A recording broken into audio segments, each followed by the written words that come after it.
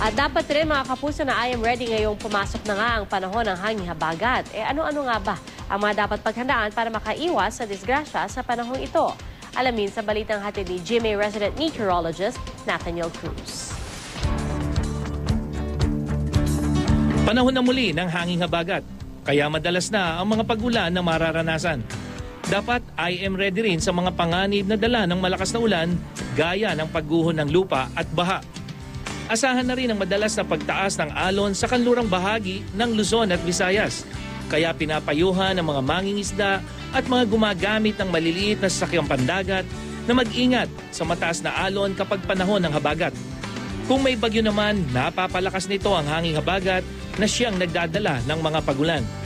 May posibilidad din na magkaroon muli ng storm surge o pagtaas ng alon na posibleng magdulot ng pagbaha sa coastal areas. Pero sa kabila ng mga perwisyong ito, may buting dulot din ang habagat. Ang pag-ulan na dala nito ang pinakaabangan ng mga magsasaka sa Luzon.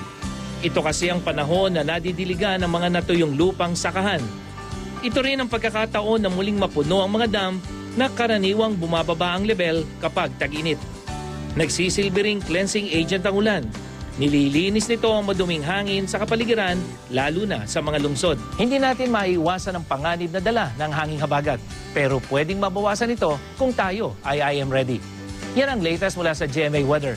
Para sa iba pang weather update, bisitahin ang I am ready website at social media account. Ako po si Nathaniel Cruz, magplano para sigurado. I am ready.